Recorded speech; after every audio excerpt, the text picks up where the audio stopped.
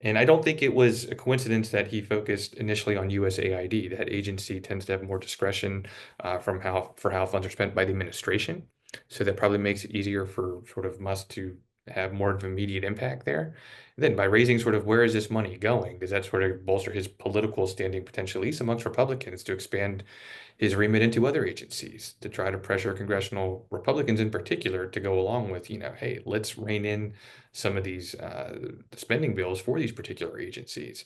So if there's some strategic sequencing, I suspect that has something to do with it. Now, Musk is also prompting the resistance here amongst the Democrats. It's interesting that most of their ire tends to be focused more at him now than Trump. I think from their standpoint, they don't like an unelected billionaire going through all this government data. I think the Republican counter to that would be, well, why do you want unelected bureaucrats going through it?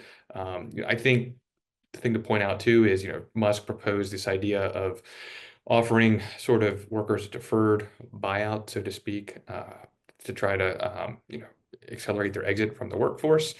And you think about who might actually take him up on that. Obviously, some older workers might, but I would imagine it's most of these workers that have private sector employment prospects. And I worked in the federal government. There's a lot of fat there. If you're going to remove the thinnest kids at fat camp, what is it going to mean in terms of government efficiency? Might not be good. So that's sort of a thing to watch, I guess, moving forward.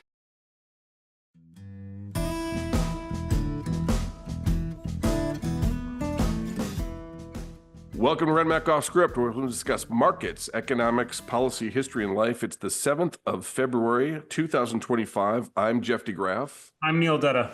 And I'm Steve Pavlik. All the charts that we reference, no, I shouldn't say that. Most of the charts that we reference are posted to our Twitter account. And if you want to view us on YouTube, subscribe. And you can get to both of those by searching for RenMac. We're going to touch on Doge this week. We're going to touch on tariffs.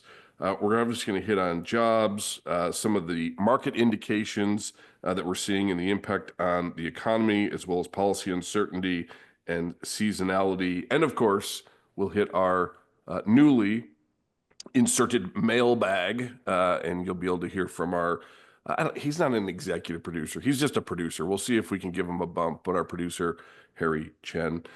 So Neil, it is payroll Friday. Jobs number came out.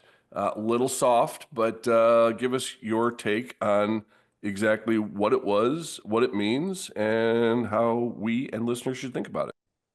Sure. Well, I'm not sure it means anything yet. The BLS did say that the wildfires didn't have much effect, no discernible effect, I believe is the exact lingo.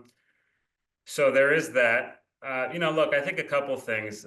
Number one, when you look at the data, you do still see like a very large increase in the number of people not at work due to bad weather. So even though the BLS is saying there's no discernible effect, you do see some evidence within the data that a lot of people are off the job than otherwise would be the case. Let me ask you that: do fires count as bad weather? I mean, does it all get lumped into one? I'm not exactly sure, but all I can tell you is that there were a lot of people that normally are on the job that weren't in January, more so than is typical for this time of year. Now that being said, when I look through the data, I mean, I think you can't definitively say one way or the other whether the economy's breaking, and I think that's kind of what the bond market is telling you, right? Like, so we've had a fairly robust rally in fixed income markets over the last number of weeks or so, and this data basically shows status quo, right? Like, so I guess the bar is somewhat higher to kind of get the bond market to keep rallying here. And I think that's kind of what's going on. If I had to say something about the jobs number, I would say the establishment survey was somewhat weaker than the household survey. The household survey, remember, is what drives things like the unemployment rate. The establishment surveys account to firms. And what I see there is, basically goods producing areas of the labor market continuing to slow down, while service sector or service providing industries continue to show solid growth. Now, how long that disconnect can continue, I think, is sort of an important kind of question that we're going to need to reconcile. And then specifically looking at the service sector, a lot of that continues to be in education and health. right? So you know, even though services are rising, a lot of it is like non-cyclically sensitive areas, kind of, you know, healthcare and education. I mean, that's not really a big driver of growth, I don't think, even if it is a big employer. And then, you know, looking at state and local governments, state and local government employment is clearly slowing down, and I think that probably continues over the coming year. So I wouldn't say things are breaking one way or the other, but you can say that, you know, some pockets of cyclical employment are slowing, and that's something that we're keeping an eye on. You know, at the end of the day, if you look at the last 2 months and you just look at jobs, hours, and earnings, you know, that number is slower. Now, you know, you can ask whether that's a function of what's going on with wildfires and so forth. You know, we had a big drop in the work week. You know, these are things that have my attention. And I guess I would just say I'm going to wait for February and March before I make, you know, a bigger kind of call one way or the other. Certainly, you know, listeners and readers of our work know that we remain cautious on the economic outlook. This doesn't do anything to dispel that caution, but it doesn't do anything to really firm it up either, not just yet. So, Well, it's interesting because what you're seeing, and you know, we've worked together a long time.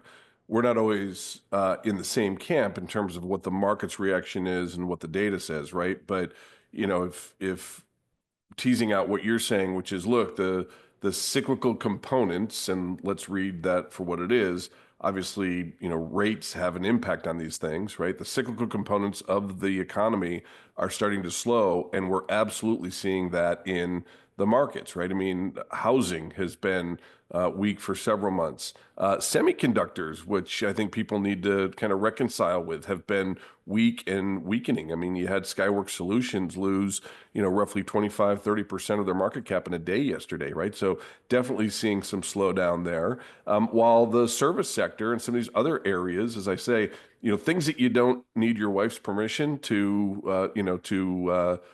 buy, like Nikes or McDonald's, you know, those things are fine. So the restaurants look good, apparel looks good, but housing, autos, the kind of big ticket items certainly look weaker. So, you know, the market's message is very consistent with that message, and also with the message that this is not a recession, but it is hitting some aspects of the economy. So we'll come back to that. Steve, we averted, at least, or maybe postponed is a better word, the tariffs between Canada and Mexico. Is this just more affirmation that these are negotiating tactics and, you know, not really financial suicide, or, you know, is there something broader? And how does that play into the tariffs this weekend? I think it's this weekend, which are supposed to go into effect with China.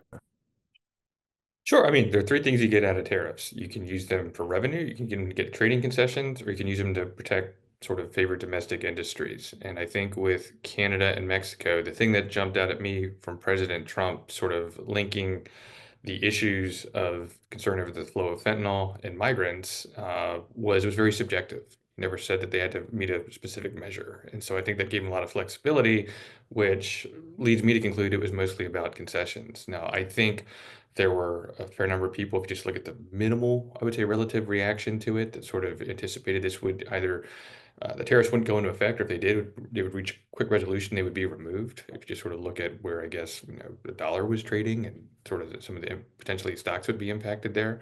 And I think with the 30-day extension, you know, Trump has suggested now it's going to be expanded to include economic issues, which I think is really just trying to accelerate negotiations for the USMCA ahead of next July's formal date. So I think that has a lot to do with it. Would surprise me if we get another 30-day extension.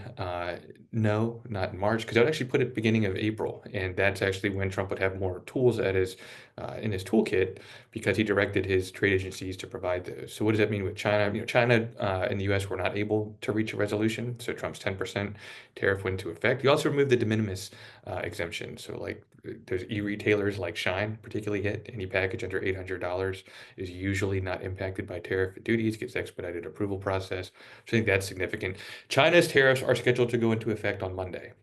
And right now, Xi and Trump have not spoken.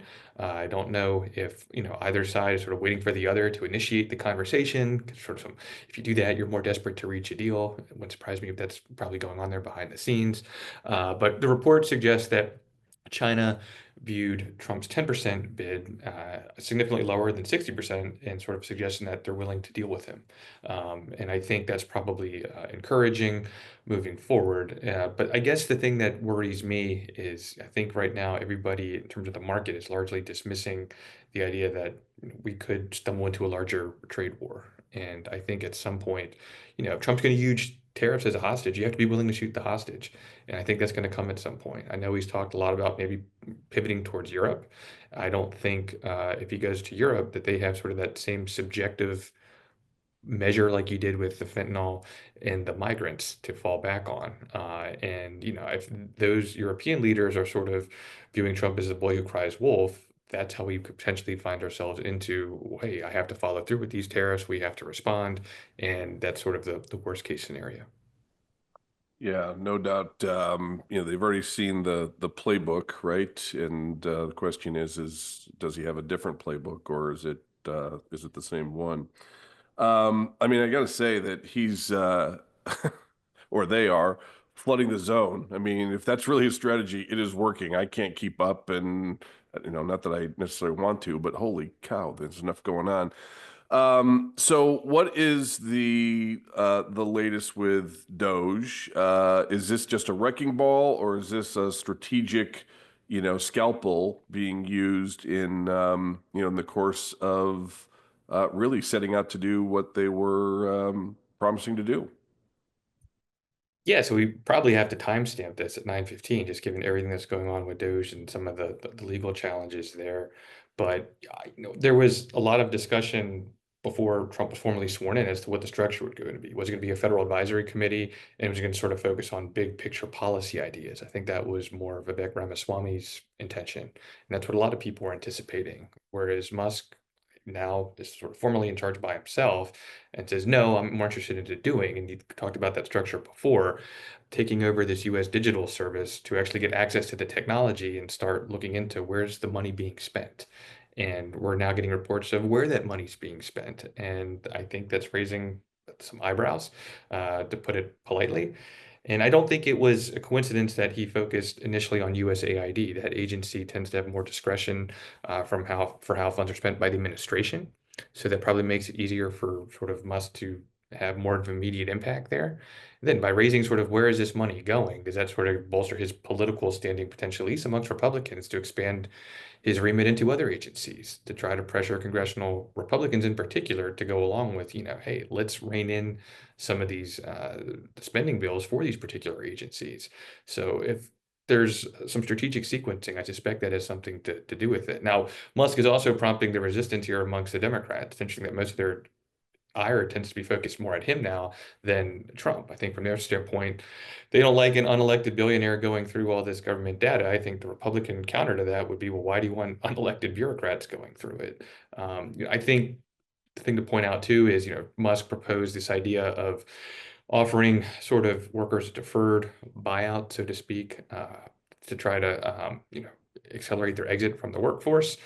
And you think about who might actually take him up on that. Obviously, some older workers might, but I would imagine it's most of these workers that have private sector employment prospects. And I worked in the federal government. There's a lot of fat there. If you're going to remove the thinnest kids at fat camp, what is it going to mean in terms of government efficiency? Might not be good. So that's sort of a thing to watch, I guess, moving forward.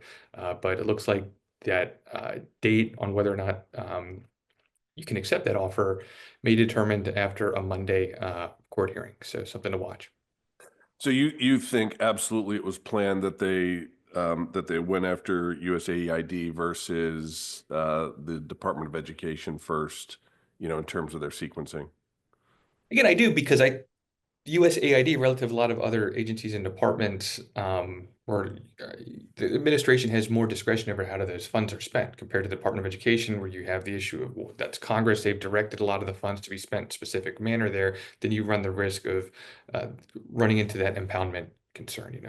Can the president just sort of take a line item veto here to funds that have been congressionally appropriated? That conversation's coming. I think the Trump administration wants to have that, particularly before a 6-3 conservative majority court, where a lot of those conservative justices at one time worked in a Republican administration and maybe more sympathetic to broader executive power as to how money we spent. But that's something to watch, I think, moving forward. But again, I think one of the big misconceptions out there is like, oh, the Trump administration and Doge weren't anticipating these legal challenges. No, they want these legal challenges. In fact, they want to do it at the beginning to accelerate um, these cases and get some decisions while Trump's still in office, to have them resolved while he's out. That's not going to help his legacy. Versus, if you get this job in a year or two, then he's got another few years to go ahead and move potentially more favorable environment. Yeah.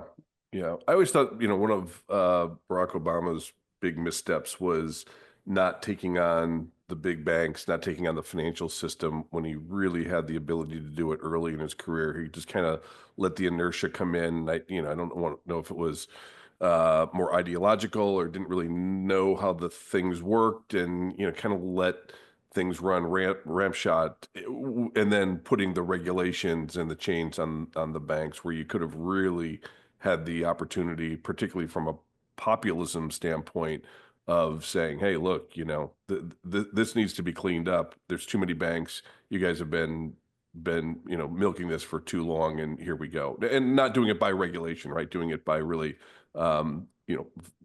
forcing the capital markets to exact their toll. Well, one, I think, reason for that is you would probably need legislation to make it durable and enforceable. And my sense is, just historically, you had Harry Reid, the Senate Majority Leader at the time, and Nancy Pelosi, the House Speaker at the time. They were interested in this Affordable Care Act, and that was really their focus. And you can't really do, unfortunately, too many things. And so, where they were the ones dictating what the legislative agenda was going to be, it was like, we are going to move this. This is our priority. So I guess, to be fair to Obama, maybe he didn't have as much of a say in that as you would have thought. Success is about priorities. Just depends on where you put them, for sure.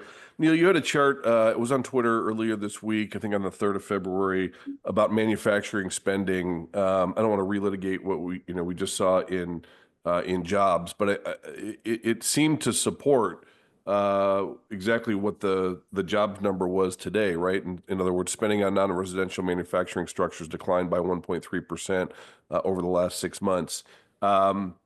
Is there any nuance to that, in terms of telling us a different message than what we got out of the jobs market today? Well, I think what I was trying to say with that chart is that a lot of the lift from non-residential manufacturing structures, which is largely about the building out of manufacturing facilities following the CHIPS Act and so forth, right? I mean, that's what this is about. That's beginning to wane, and you're seeing a handoff, I think, to data center construction, right? But it's just a reminder that there's still a lot of kind of AI related things that are driving the economy, and what you're seeing specifically in sort of structures investment is kind of a handoff from non-residential manufacturing structures to data center, and so that's still this kind of push for the economy. But it's like anything. I mean, how long can you plausibly expect to run the economy just on that? I think that's kind of what is keeping me up a little bit. And that's why we remain, cautious. I mean, AI has been a big driver for growth. I mean, when you look at tech processing equipment, software, structures of data centers, I mean, these are all together adding a decent chunk to GDP growth, maybe 30, 50 basis points, which is pretty substantial. But you still have this weakness in housing. You have this weakness in, other areas of CapEx. You're starting to see, you see wage growth slowing. So that kind of raises the risk for consumer spending. Interest rates remain elevated. So what does that do to, this AI stuff is not particularly rates sensitive, in my opinion. So you have to worry about some of the other areas of CapEx, right? So I do think that, when we talk about breadth, the breadth doesn't look as good, I don't think, as it has in the past. Yeah, for sure. Well, a couple of things that are aligning with the economic call here. One that really jumps out to me is what we're seeing from air freight and logistics names. And the reason that that's important, and I know that, look, there's always idiosyncratic things that are going on. Obviously, with UPS, they're losing the Amazon contract, or the I can't remember exactly what they're doing, but anyway, the overcapacity in that business is huge. FedEx has had strikes before. These things have been impacted that industry group over the years. What really stands out to us, though, despite these idiosyncratic one-offs, is when we look at the relationship between the change in the performance is over the last 3 or 6 months in this group to forward industrial production numbers. It's actually a really robust data series. In other words, if you tell me over the last 3 or 6 months what air freight and logistics has done, I can give you a pretty good idea of what industrial production going forward is going to look like. And we're down right now in this bottom 10th percentile, which says, look, there is some downside risk to industrial production historically, given the performance that we've seen out of air freight and logistics. Again, I understand that there are one-offs here, but this is over an entirely long time period. That's also had strikes and other one-offs, gasoline,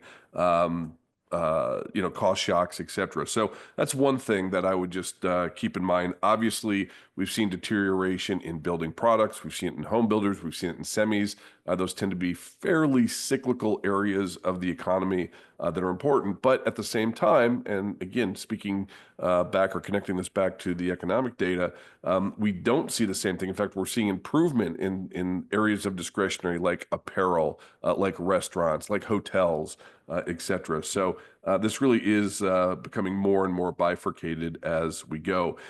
In terms of policy uncertainty, I think what's interesting there is policy uncertainty historically actually tends to be more bullish for equities than not. Now, going from low uncertainty to high uncertainty certainly is uncomfortable and can be a little unsettling and raises volatility. But once you're in a zone of high political uncertainty or policy uncertainty, the forward returns actually end up being very, very good, particularly over the next 3 to 6 months. And so what we've been seeing here with, I know a lot of the concerns that are out there around policy uncertainty and the unknowns, those get priced in very, very quickly. What you want to look at is the differential between what's happening to equity concerns, and let's use the VIX, the volatility index, as that guide, and what's happening to corporate credit. If it's not hitting the credit markets, you really don't need to worry too much about it in the equity markets historically. So that's one of the things that we'll watch.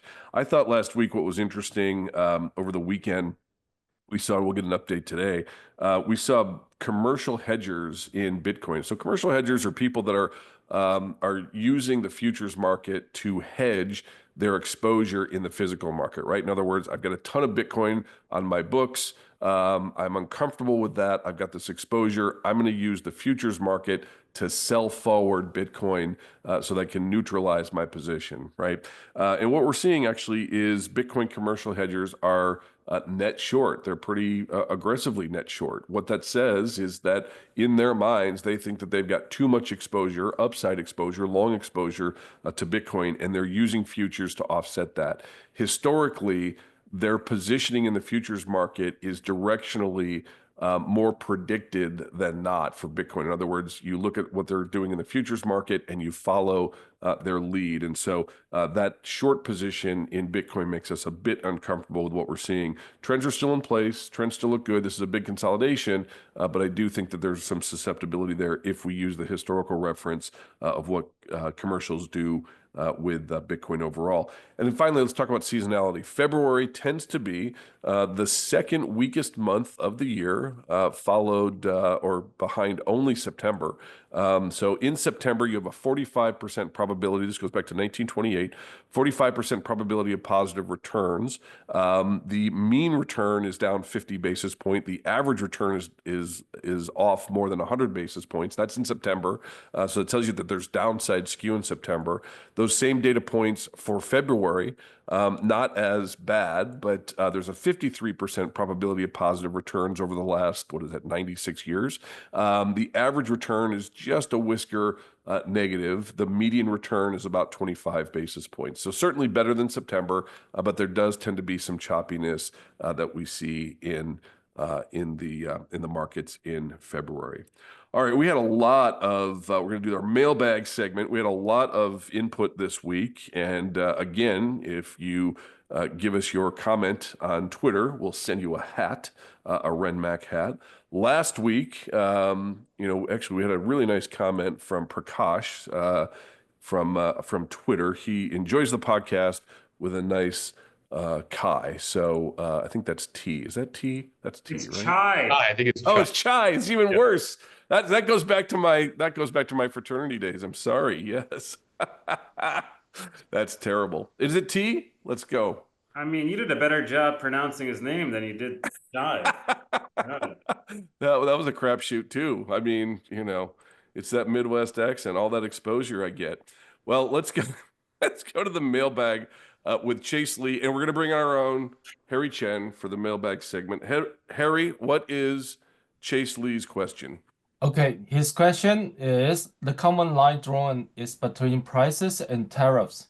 But how do you guys think about tariffs leading supply disruptions, leading job losses, especially in construction and auto, and how it leading growth slowdown? Where would that put the market cycle clock? Thank you. Wow. Okay. So in English, the common line drawn between price and tariffs. But how do you guys think about tariffs, their impact on supply disruptions, their impact on job losses, particularly in construction and autos, and then that impact on growth slowdown, and where does that put the market cycle clock? Steve, why don't you kick it off with tariffs? This is multifaceted. You kick it off with tariffs, and we'll go to Neil, and then I'll hit the market cycle clock.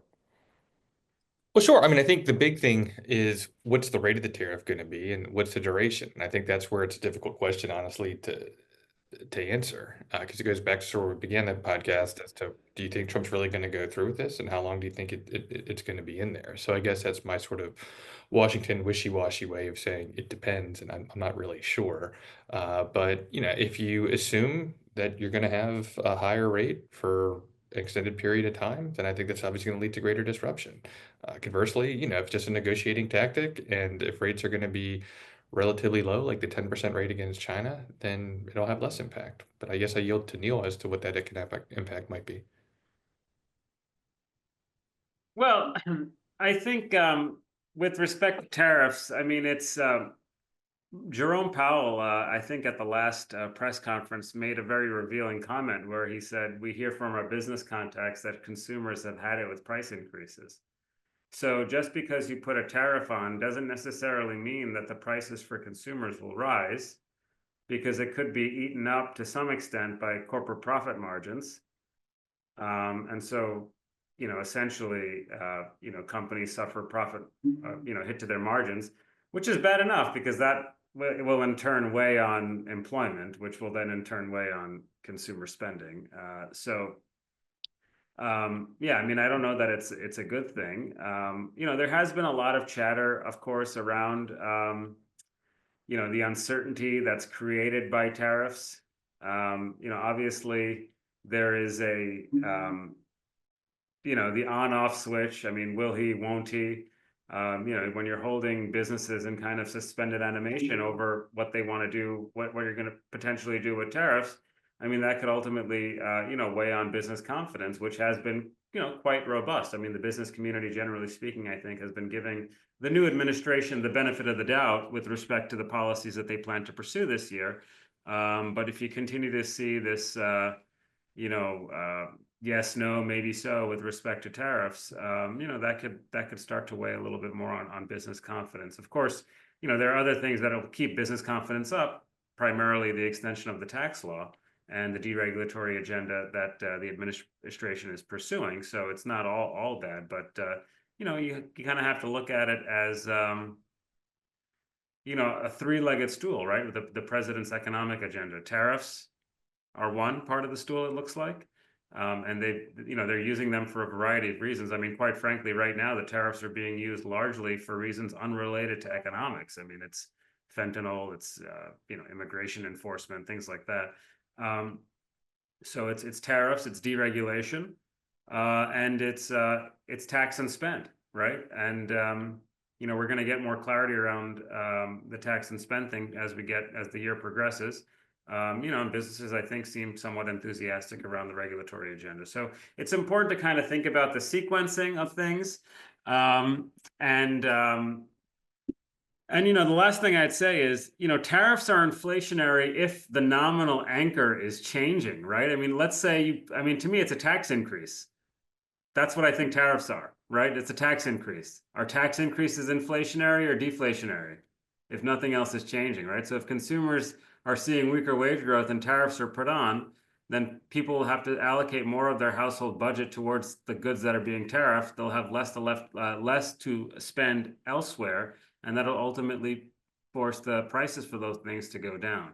And final point, I know I'm kind of going on about this, but if you look at central bank research in the last number of weeks, there's more discussion about supply shocks, tariffs, what they might mean for inflation expectations. So I think generally speaking, central banks are less forgiving when it comes to tariffs now, because we're coming off of a period of very, very high inflation. So they're looking at what tariffs could mean for supply chain constraints and what that could in turn mean for inflation expectations. And so you may not get the kind of central bank reaction that you did the last time President Trump was in office, where the Fed ultimately felt the market and started easing rates. You may not see that as quickly this time because the Fed's not in as forgiving a move. They're worried about what tariffs might do to supply chains, and they're worried about what it may do to inflation expectations, particularly given what's happened over the last number of years. This is just another example, in my opinion, about how the previous administration has kind of constrained the incoming one to some extent, right? It is interesting to see people like all over Twitter talking about how, oh, look, interest rates are up. This is all because of Trump's policies. Well, what has he actually done? Nothing yet. I mean, you can easily make the argument that the reason why rates are high is because of things that have already happened. And so, to the extent people are more worried about inflation expectations, that's something that the new administration has to think about. Yeah, you want to work Stool into that as well, or you want to leave that one alone? All right, here we go. In terms of the way that I think about it, there are a couple things that you have to think about. If it's broad-based tariffs, that's one thing. If it's very targeted, it's different, right? And that goes back to elasticity and substitute effects and the like. But look, if you've got generally, if you're going to end up with tariffs raising prices, you're going to slow down growth and you're going to raise, for those specifically, higher prices, right? So that would move the market cycle clock to the left and upward. Now, to Neil's point, if that is across the board, it depends on really where those tariffs are hitting, because some goods and services will in fact come down. So that becomes a little bit more tricky in terms of the product mix, if you will, on that. But generally, it would be a contraction in growth, and I would say from a broad-based perspective, an increase in the market cycle clock, which would put us in, call it that middle left-hand zone. So thank you for that question, Chase. We're going to send you a hat. It seems that you were most interested in the one that had the mountain on it. So look for that soon. Neil, what's on the docket next week? Next week is going to be all about inflation. We have CPI coming out. Remember, last year at this time, we got a very big increase in core CPI inflation. If you get something weaker, that's going to push these year-over-year calculations lower. So that's something we're going to be keeping a close eye on. We also got the producer price data and then retail sales. Remember, auto sales were actually softer over the month, so that's probably going to weigh on the headline. We did see a pull forward of goods demand, I think, in Q4 as people, tried to front run the lapsing of the EV credit, potentially tariffs. Maybe people kind of wanted to stock up. I would expect to see some hangover there, in January. So I wouldn't be surprised to see a somewhat weaker than expected number, but we'll see. That's retail sales next week. Excellent. And Steve, the confirmations, I think you had, and I'm not calling you the mat on this, but I think you had the longest shot being Tulsi, and it appears that she's through. What else do we have next week in terms of what's going on in Washington? Yeah, I mean, admittedly, I think I had Gabbard at 35% chance to be confirmed. She's now probably close to 99% chance of being confirmed. I think I Wow. had RFK Jr. at about a coin flip, and he's also in that 99% chance. So both are scheduled to be confirmed next week. And I think there were two really significant developments that occurred over last weekend. And that was that Susan Collins, senator from Maine, Republican, decided to endorse her on the Senate Intelligence Committee vote, advance her nomination. And you had Senate Help Committee Chair Bill Cassidy endorse RFK Jr. and get him out of committee. Now, why is that important? It's important because both of them are up for re-election in 2026. They probably want to avoid serious primary challenges that could become more serious if Elon Musk throws some money behind them. So if you're wondering, where the policy's headed, I always say watch where the politics are headed. So I think that had a lot to do with it, candidly. And they're both on track. The other things that I would watch next week, obviously Monday, we're going to see if Xi and Trump speak before then. It wouldn't surprise me if it takes a few days, again, going back to who's going to call who first. So you might see China move forward at least a little bit of the tariffs in for a little bit. I'd also watch Wednesday. I know Jerome Powell is going to the Hill for Humphrey Hawkins Tuesday and Wednesday. If the CPI print, as Neil was suggesting, is really off, then I think he's probably going to get a lot of questions about that in front of the House on Wednesday. And then can Republicans unify on a way forward, particularly in the House, on this budget resolution? They were supposed to have a vote last week. They weren't able to do it. They met at the White House yesterday, being Thursday. They still don't have a complete way forward. If that doesn't materialize by Monday or Tuesday with a vote, then they're in trouble because Congress is out the following week and the Senate is raring to go on their two-bill approach. And as a former Senate staffer, I can tell you it's not unusual for the Senate to roll the House. So that's sort of what I'm keeping an eye on next week. So let me get this straight. We've got, is this middle school? We've got Xi and Trump trying to figure out who to call whom first. Is that what we do here on That's global politics? speculation on my part, but usually when it comes to negotiations, the side that reached out first is usually viewed the one as more desperate for a deal. But again, I think there's a desire from China not to escalate tariffs. It's just a question of can you go ahead and resolve sort of the potentially existing ones, obviously the ones the U.S. has in place. And if we go forward with China, could we see a deal to sort of relax all these things? Maybe cooler heads will prevail at some point, but there is very much a middle school aspect to all this. Great article in the Wall Street Journal this morning. China's firms are bleeding cash and vulnerable to Trump's trade war. More so, I mean, they're relying on exports more, and they're more vulnerable to tariffs. I think from the Trump standpoint, China is in a weaker economic position now relative to the last time he was in office. Definitely. I would definitely agree with that. Well, we'll be watching a couple things. 10-year yields are really right at support. They did break through that, which was 450, but they're right in that zone today. In fact, this morning at where we are, 4.49%. So it's right there. We'd like to see those yields continue to come down. 413 is the next level. There is the 50-day between that and 413. So we'll watch that. And then 480 is on the upside. Certainly that would be less supportive for equity prices where they are. 413 would certainly help. What we see for the overall S&P, support at 5,800, still in an uptrend with breakout resistance. If we were able to punch through really that 6,100 to make a new high, that consolidation then counts us up as high as 6,400. So we'll continue to watch that. Keep the questions coming for our mailbag segment. And again, thank you to Chase. Your hat is on the way. Join us again next week. We'll be 1 week older, 1 week wiser. Don't forget to follow us on Twitter and subscribe to our YouTube channel for more unscripted insights. Until then, I'm Jeff DeGraff. I'm Neil Dutta. And I'm Steve Pavlik. We'll see you.